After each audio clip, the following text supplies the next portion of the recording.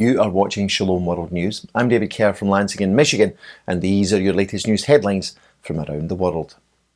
A new pro-life coalition has been launched in the US state of Kentucky. The Yes for Life Alliance has been assembled ahead of a statewide ballot on the issue of abortion due to be held in November of next year. The vote will test a proposed state constitutional amendment that would prevent judges from reading abortion rights into the state constitution and would also bar state funding of abortion.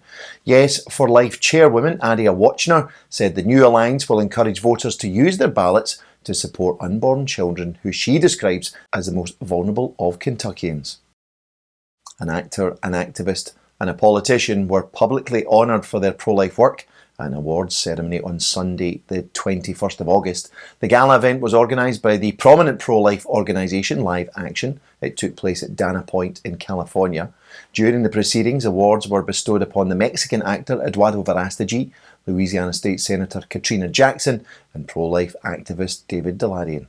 The annual Life Awards are given to individuals who are outspoken defenders of the unborn in the media, politics and entertainment. Pope Francis is to give financial aid to the earthquake-stricken people of Haiti. The papal gift of $235,000 is being coordinated through the Vatican's Dicastery for Integral Human Development. They describe the money as an expression of the Pope's spiritual closeness and paternal encouragement towards the Haitian people. The recent earthquake in the Caribbean island has so far claimed the lives of more than 2,200 people, with over 12,000 people injured. The Vatican Dicastery has also announced emergency aid of $69,000 to people of Bangladesh who are still living with the repercussions of Cyclone Yas, which hit the Asian country in May. Pope Francis will also donate $117,000 to Vietnam as it continues to battle the COVID-19 pandemic. Meanwhile, the Vatican's publishing house is to get its first ever lay managing editor. He's the Italian journalist and author Lorenzo Fazzini.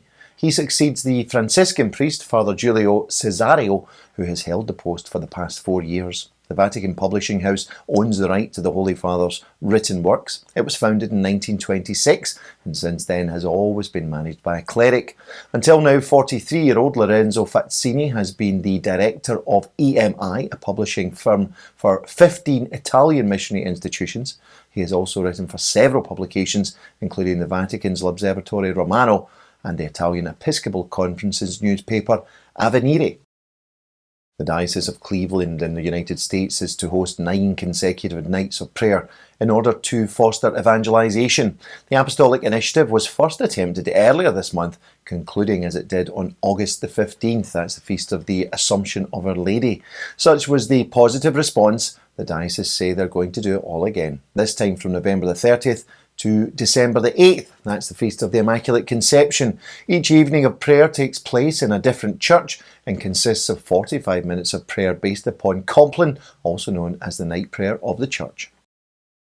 Californian pro-life advocates gathered on Wednesday, August the 25th for the first ever California March for Life. The event in the state capital of Sacramento was organised in a partnership between the National March for Life organisation and the California Family Council. They're a pro-life policy group which is the state affiliate of the pro-family organisation Focus on the Family. Large pro-life events do already take place in several major Californian cities. Walk for Life West Coast has been held in San Francisco for 17 years, while One Life LA has been held in Los Angeles since 2015. This week's event, however, was the first March for Life. Among the speakers was Jeannie Mancini, who's the president of the March for Life Defence and Education Fund, along with Jonathan Keller, president of the California Family Council. Amongst others, they were joined by 2 local politicians, California Assemblyman James Gallagher and State Senator Shannon Grove. Both are Republicans. The bishops of Southern Africa have launched a new campaign in support of the married family. The initiative was launched on August the 22nd by the Southern African Conference of Catholic Bishops, which comprises bishops from South Africa, Botswana and Eswatini, also known as Swaziland. Marking the start of the campaign, Bishop João Rodrigues of the Diocese of Zanin stressed the importance of family life to the formation of the young in the Christian faith, adding that it is necessary to give married couples and parents the help they need to be faithful to their vocation. Finally, Poland has this week been celebrating the feast of the country's principal patroness, Our Lady of Czestochowa. The feast day took place on August the 26th. To mark the day, hundreds of pilgrims braved the rain to gather at the shrine of Our Lady of Czestochowa in Jasna in southern Poland.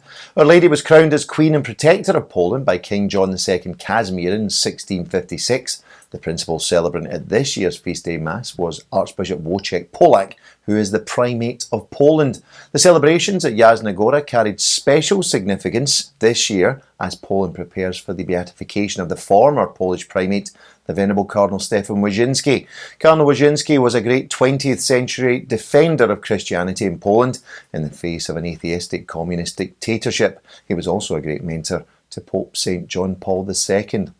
On Wednesday, the Silesian Philharmonic Orchestra of Katowice performed an open-air concert as a tribute to Cardinal Wyszyński. His beatification will take place on September the 12th. Well, that's your latest headlines. Do join us for more tomorrow. You can also visit us at swnews.org for news updates. Shalom.